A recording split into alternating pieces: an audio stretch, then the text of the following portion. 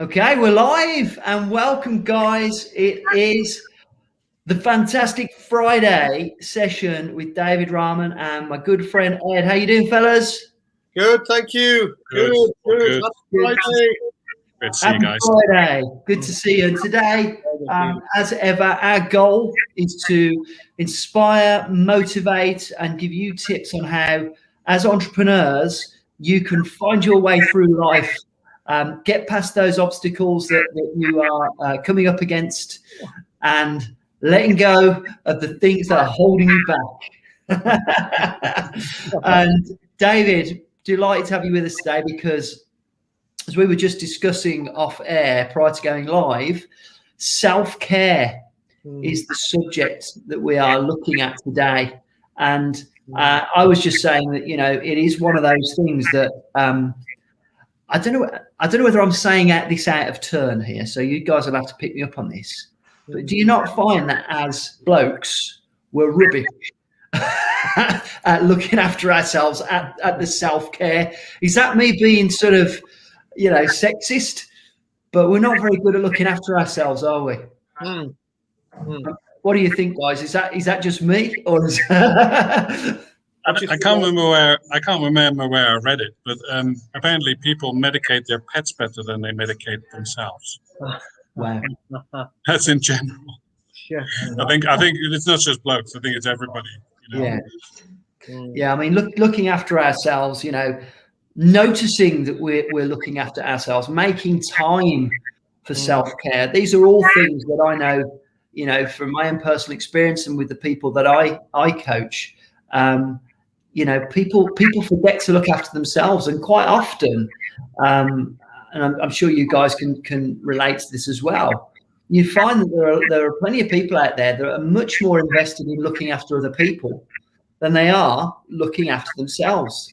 And, they always say, charity starts at home, because if we're not in the right frame of mind, if we've not, paid attention to the things that keep us stable, happy, motivated, inspired, then how can we hope to help others? That's my feeling. I mean, so David, what's your thoughts on this? Am I out of line, or am I hitting the nail on the head? Yeah, I mean, we all at some point we come off track, isn't it? And perhaps we don't look after each other, and most of all, we don't look after ourselves. So yeah, I agree with you, Grant, and I agree with Ed as well. That I think it's both male and females. It's something that when we just jump into business and work, we can often just take our eye off the ball for us, and we neglect ourselves. And when we neglect ourselves, we stop having periods where we can refuel, re-energize. And I've been guilty of it in the past, where I've just burned myself out. And I think I'm better these days, and I tend to have me time. I'm interested in knowing more about your routines in terms of, do you have me time factored in the week? How do you factor it and schedule it? Ed, I think you can answer that one, because as somebody who has access to your diary, I know the answer to that one. Yeah, and actually, thanks to you, is to say, you need to schedule this stuff in. It's really bizarre. But once you have that reminder to say, like, this is time for you, and you can put a do not disturb sign on the door, it's not going to happen, because life gets in the way. It's just it's a discipline. And then the thing is, it sort of exemplifies itself with me quite. I'll be really straightforward. I just blow up. It just I just get emotional, or and it's usually when I'm watching a Disney film. And then the children are looking at me, like, where's that? But it's just me going. But it's true. Unless you, and it's discipline, and it's really difficult. But and I feel for all the parents who are homeschooling, get constantly interrupted. If you want to run a business, or if you've got a career, you're working from home. I mean, did you see that one the other day with a lady? She was on the BBC News, And her child was interrupting her during this interview, and honestly, her facial expression was like she turned from really nice to the camera. And it's like, I'm sure she didn't mean it, but it was just, you know what I mean? It's difficult, and it's usually because she hasn't really set the time aside or scheduled it properly, or has that. For me, I think it's have an agreement with the people in your life. Make an agreement. I think it's like making a commitment with yourself. Well, it is a commitment with yourself that you look yourself in the mirror and say, right, okay, where am I going to schedule it this week in terms of time? It depends how busy or how productive we are. So I like to schedule me time every morning anyway. So I put it as part of my morning mindset, which is I don't really do anything if I can help it before 10 o'clock. So before that, maybe 2 or 3 hours. It just depends on my schedule. I'll meditate, work out, think, just sit there, daydream, have a cuppa. So I love my cuppa, the first cuppa of the day, and just sit there and reflect, and then set your intentions for the day. So I think not everyone can do that because they've got families and kids and things running around. But I think if you can make an appointment with yourself and make a commitment, that you're more likely, as Peter Drucker, the management guru, said, that what gets scheduled gets done. So if it's in your schedule, well, you factor it out, right? This half an hour on a Friday afternoon, no one gets hold of me.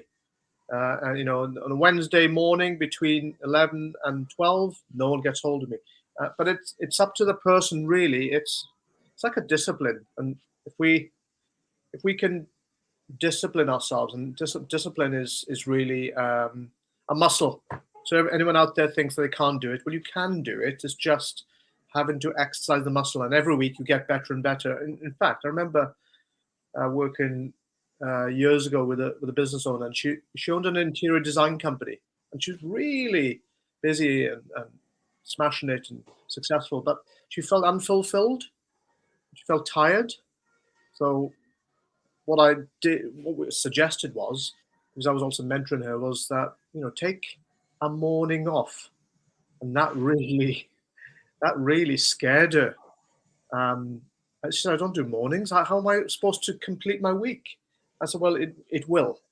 Take the morning off. You'll still be as productive all week, and we'll meet in a couple of weeks. And she did just that. And when I saw her 2 weeks later, she said she was more productive during the week, and she just felt really good to have this me time when no one can disturb her. The kids are in school, husband's in work, and she was running her business. And she said, I've never thought about it before, that I can be equally productive or even more. But because I have that half a day off at the end of the week, I look forward to it, and it re-energizes me, and I finish the week on a high. So that's just a tip that for everyone, that what we schedule with ourselves, it can bring so much more joy to our week, rather than thinking, how am I going to survive till Friday? Yeah, the idea about what gets scheduled gets done is something I'm a massive subscriber to. In fact, Ed's diary at the moment, I remember prior to us sort of sitting down and saying, and I had to say to Ed, you need to take some time off. You need to schedule in when you're going to be having the family time and because the last year we've been through these lockdowns where our whole routine is upside down, and home and work has been blurred. They're the same thing. And whereas I think prior to the pandemic, for a lot of people that had a routine of getting up in the morning at a certain time because they had to be in work at a certain time, and then there's you do the working day, and then you might stop off at the pub on the way home or have a coffee or whatever it might be, and then you're back into the routine of home. Those two things were much easier to separate. So the time where you can apply the self-care, because when you're at home, and that's where the family are. But since they've been merged, I know, and using Ed again, picking on Ed as the example, the line's blurred, and you end up pretty much always being at work. And so right now, I think this hot idea of knowing when to appropriately attend to the me time, and how to actually get that me time done. And with Ed, I made him put it in his diary like it was an appointment that he would have with somebody at work. He actually put the time with family. He's off the record. And one of the things that I did, I don't know whether you've ever done this, David, and this was as a result of actually finding that the family, even when they were having time to themselves, they were kind of consumed by the digital nature of what they were doing. And we started doing a thing, and I must admit, we haven't done it since lockdown, but we used to do a digital detox day on a Sunday. And I used to take the kids' phones off them on a Sunday morning, and Abby and I would do the same, and we would just not use our, I have to say, again, we've fallen out of that routine because our routines are all over. We used to have a routine where we'd go to the gym. The gyms aren't open now, and all that, doesn't work. But what a difference that made to my mindset. And I think my children, I found them much more socially engaged, and we had conversations. What's your thoughts on that? Yeah, I think that's excellent. I was thinking about that the other day, thinking that how much energy do we actually consume just by looking at tech? And the brain uses more energy than any other part of the body. And so when we're consumed by tech, I was just wondering, I was thinking that exactly that detox. How much more focused would we be during the week if we just saved time, wasting time, should we say? And I remember reading, where I saw an interview with someone who says that when we go in the house with somebody famous with their family, they got this basket near the front door. Everybody in the evening throws the phone in the basket. You're not allowed to touch it. And I thought that was really good. It was like the mum, I think it was she, her husband, and the two children not allowed to touch their phones. And as you say, you are then encouraged. I've just used the word encouraged rather than forced to have conversations, just the old-fashioned way. And I think that's, people don't eat together these days. No. And I make it a point myself. I just don't look at tech when I'm eating. I mean, I think you guys too as well, where you just eat, when you're eating food consciously, you can't be distracted by your food, by your tech when you're enjoying a nice meal. Otherwise, you're never enjoying it. What do you think about that, Ed? I agree. Yeah, I mean, we've got family time scheduled in, so we, because of lockdown, we spend time together, but we also spend time apart, in our own places. But the family time, it's just family time. We just spend time together. We schedule in a weekly film night. Get to Disney Plus. We make a ranch mix with popcorn and sweets and savory stuff. We get the fold out mattresses out and the duvets out. It's got to be done. And then you find one of them under the covers still playing with their phone. You're like, oi, stop it.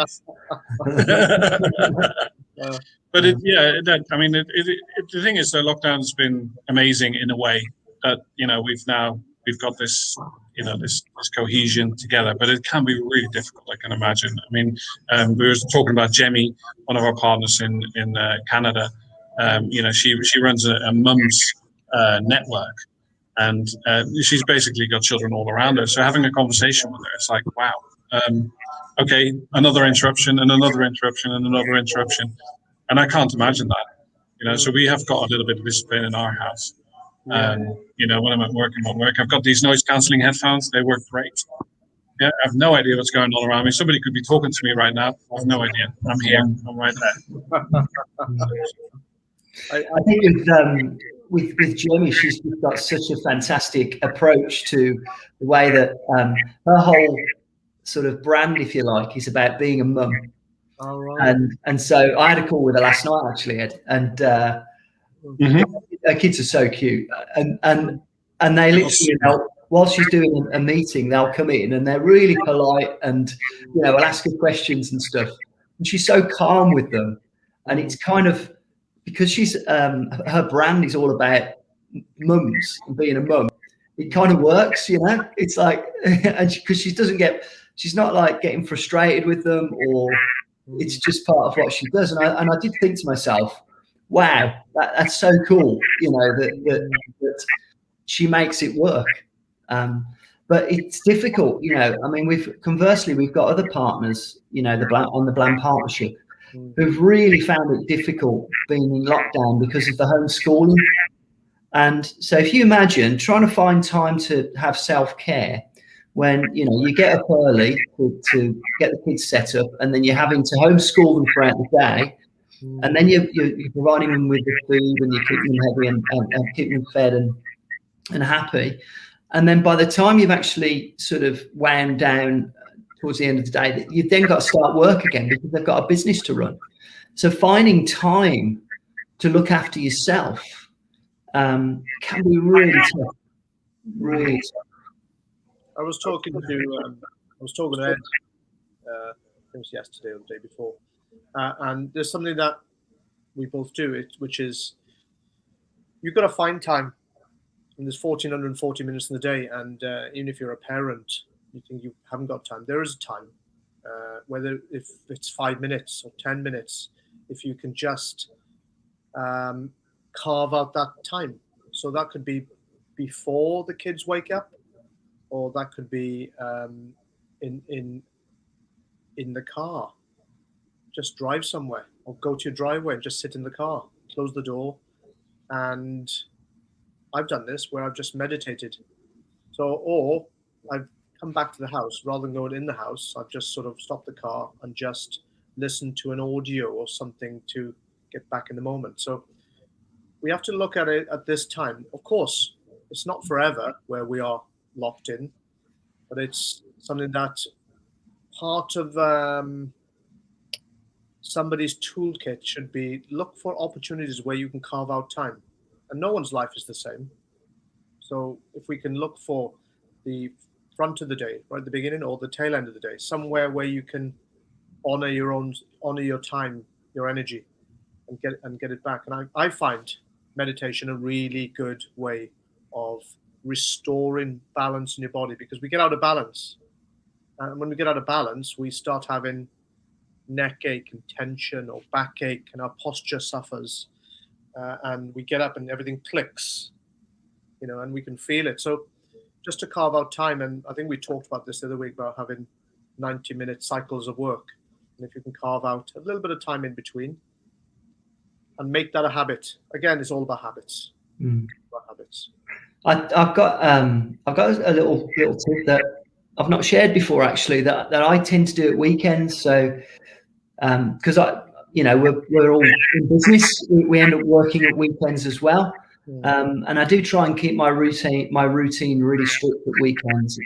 But carving out a bit of time to do a meditation at the weekend is something that I've started doing quite regularly. But of course, I'm no expert at meditating. You know, I've not really. I did have a meditation course, actually. I actually paid for somebody to come in and we did 6 weeks of guided meditation for the team many years ago now. So I've got an understanding of what's involved, but meditation takes quite a lot of effort. I find it, you know, it's quite a contradiction. It takes quite a lot of discipline to go down the route. So what I've ended up doing at weekends is I'll think, right, I've got 20 minutes spare, time to myself. And I'll sit in my chair in my office and I'll go onto YouTube and type in guided meditation 20 minutes, and it will come up with loads. And then I'll plug in, and a guided meditation for me means there's no effort on my part. I haven't got, you know, it just means that I can be guided, and I haven't got to put any effort in, because I always find that a little bit of an oxymoron. But meditation can be quite hard work. Trying to get your brain to stop is tough. I think that's why people don't do it. precisely what you are right. It is effort. It's effort to try and calm. It's effort. It's easier to make noise than it is to be calm. I think for most people, if you just look at it, we're like kids inside, and yeah, I do that as well. There's interestingly enough, if anybody's interested, Deepak Chopra and Oprah are doing they've got an app. I think the app's called Chopra.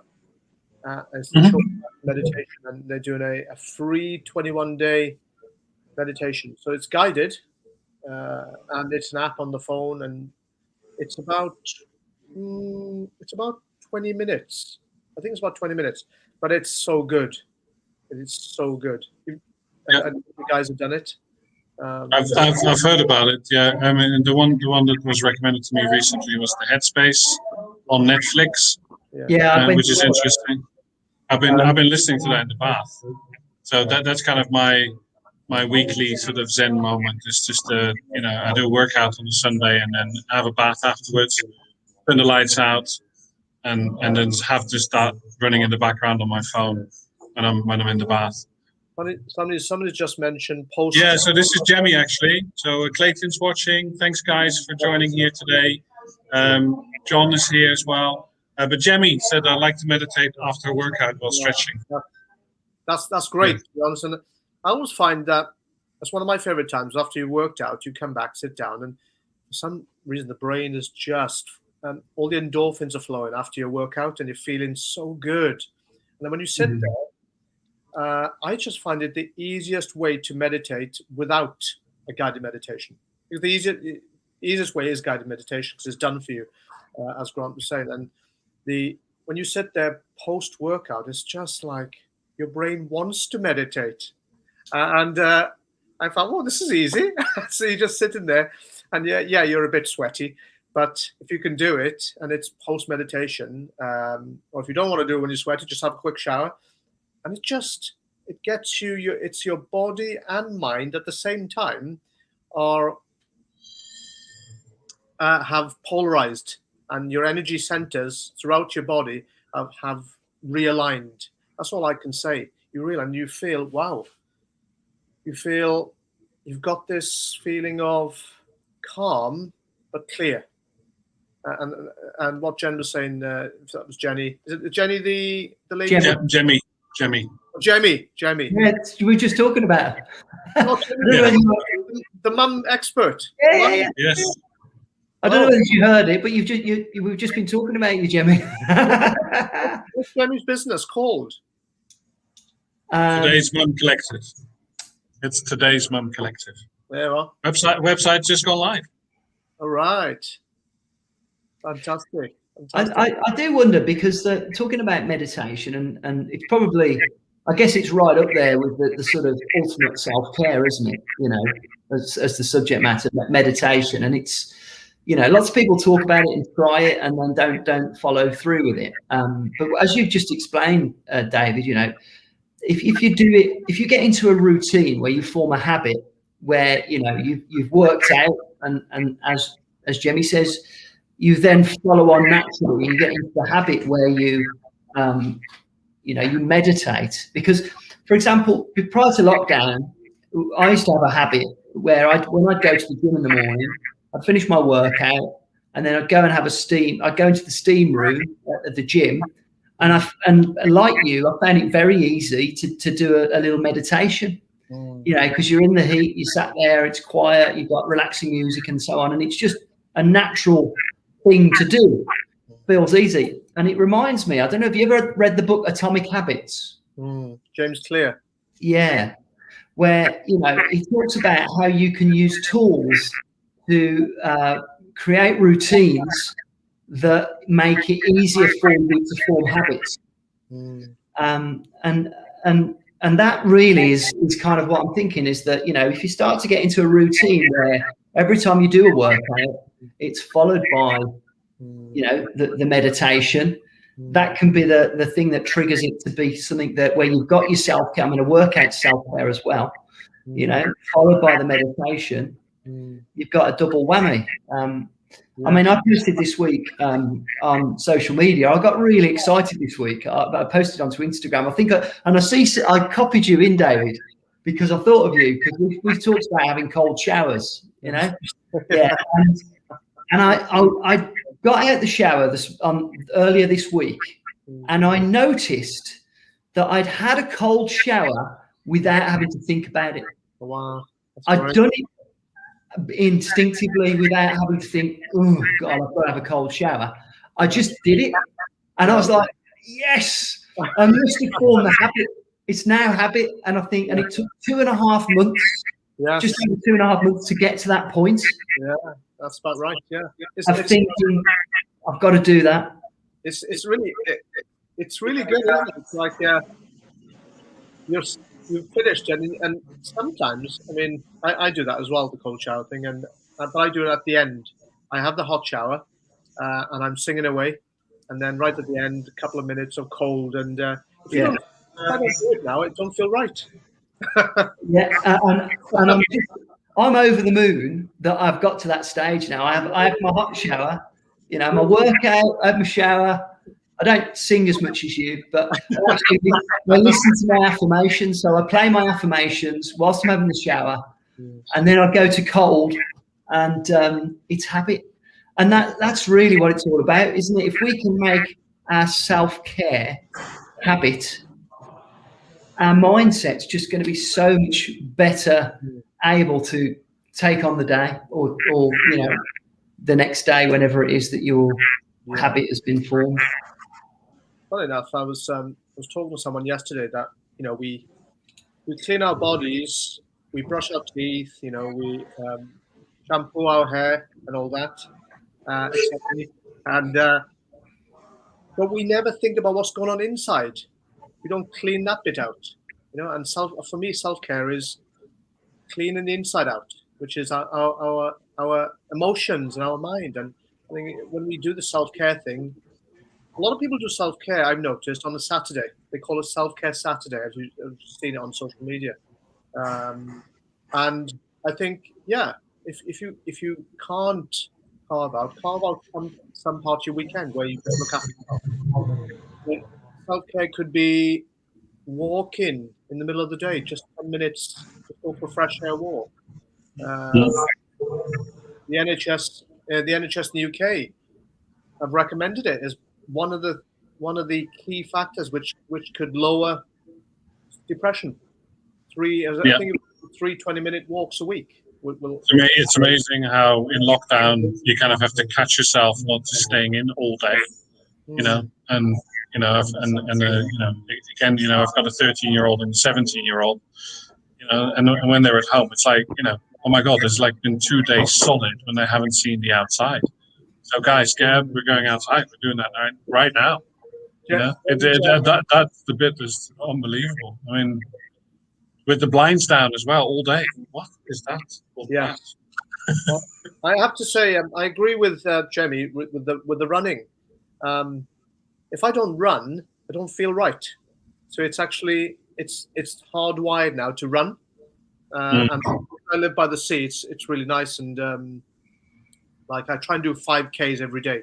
This morning I just did an indoor thing, but it's just this. Again, like Grant was saying, you can stack habits. So you can run, listen to a podcast, and you're just getting your mind fed while you're running. Yeah. Great. I had a great call yesterday with one of our partners who's based in Wales, actually. Not quite as far up as you are, but Sarah has been one of our partners for a long time now. She's probably been with us going on for 6 years. And she's an absolute legend. So she runs her own digital marketing agency through Blam. And she told me yesterday, and I didn't know about this, she's been sea swimming. And she goes because she's by the coast, and there's me sort of showing off about my cold showers. She can see. Jumping in the ice cold sea. Excellent. And she's been doing it since October. Wow. So she goes down in the morning in her swimsuit and goes into the sea. And that's the Bristol Channel. My God. So she said it's kind of 5 degrees, Oh. and she does 10 minutes, which is as much as you can do really before you start getting properly cold. Yeah. Hypothermia, But do you know what? That's one of those things that is a bit like the whole Wim Hof sort of scenario. Look him up, guys, if you've not heard of Wim Hof. He's a legend. Wim Hof, yes. It's a shame he's Dutch, but you know. Yeah, you know what they say about the Dutch.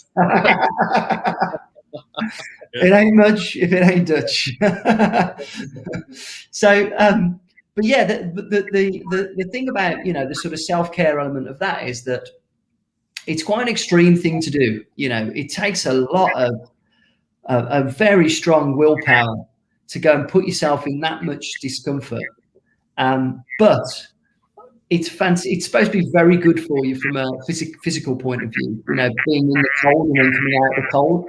So, you know, they'd say a lot of people that do it, they don't get colds or they don't get ill anywhere near as much. The metabolism, that spike of cold really does them good because it pushes all the blood to the end of what do they call it? You know, the blood vessels, and it can be, you know, a really good thing for your heart and all that kind of stuff.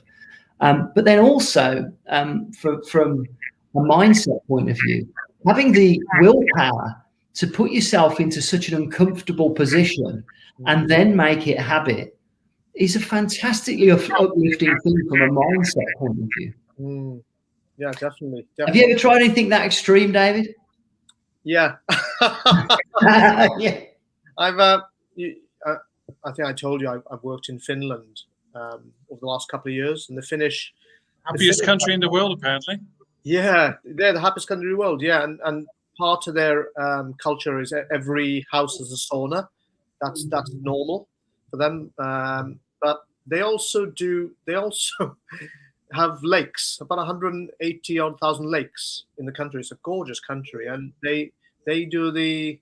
I haven't been in the lakes, by the way, but they literally go into the lake when it's cold, before it really freezes up, and they do that. One of my friends, my colleague, she lives in Finland, and we went in the snow, and they do something called rolling around in the snow.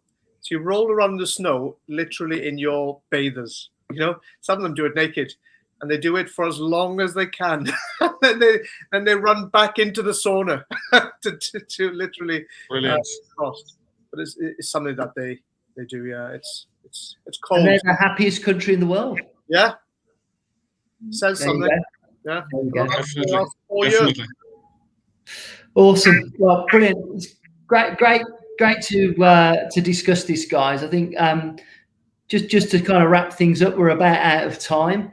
Any final thoughts on self-care, David, that you want to leave people with, just to help them? Yeah, I mean, I would just say schedule it. Schedule and try to do something that you're not happy to do. So whether it be reading a book, because a lot of people say I used to read books.